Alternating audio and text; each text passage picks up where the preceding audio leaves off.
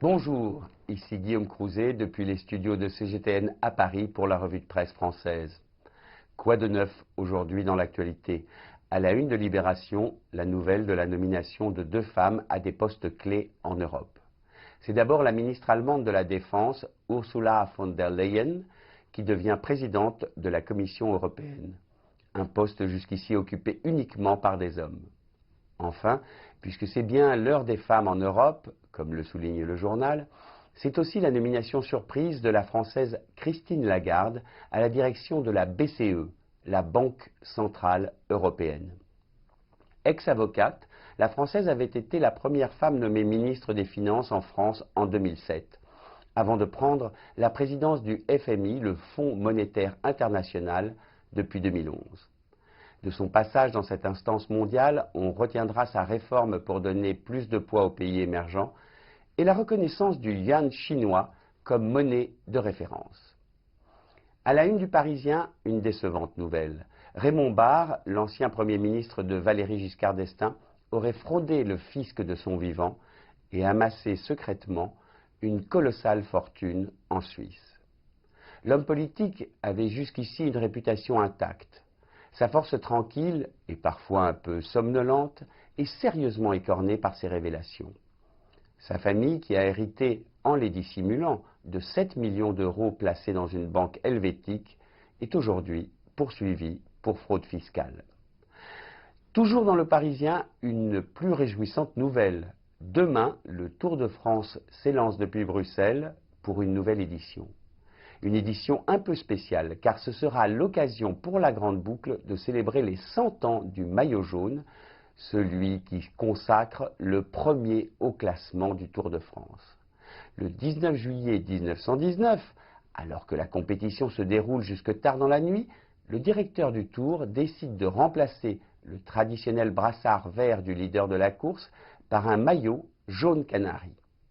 C'est le cycliste français Eugène Christophe qui sera le premier à revêtir cette tunique couleur or, qui allait devenir mythique au fil des années.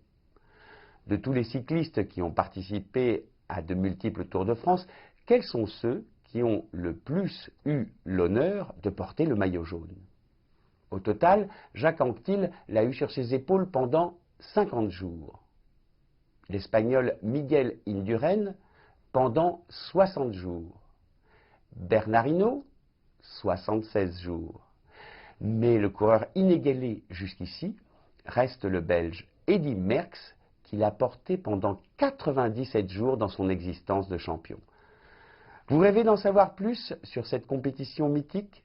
Le Figaro a trouvé la bonne personne pour cela, la journaliste Béatrice Houchard, qui l'assure: on a tous en nous quelque chose du Tour de France. Elle vient de publier chez Calman Lévy un ouvrage qui met en perspective les grands événements de notre pays et ceux du Tour de France. Il se vend 6000 vélos par jour en France, rappelle-t-elle, et si un Français gagnait l'épreuve, ce qui n'est pas arrivé depuis 1985, on peut parier que ce chiffre s'envolerait vers les sommets. Et puisque nous parlons de sommets, c'est là que je vous propose de partir pour conclure cette revue de presse.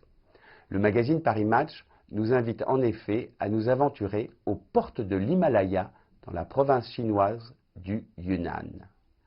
Amoureux des héros d'antan et de la Chine, où il s'est installé depuis 10 ans, Constantin de Slizevitch y fait revivre à quelques touristes audacieux les expéditions en caravane des explorateurs français du début du XIXe siècle. Traversant des paysages magiques au pas lent des chevaux qui portent sur leur dos tentes, sièges, tapis, chandeliers et vaisselle de porcelaine fine, on monte lentement à plus de 4000 mètres d'altitude. 4 jours d'ascension, 3 nuits dans les montagnes et 8 heures de marche quotidienne. Les participants sont parfois fourbus, mais le rêve est à ce prix.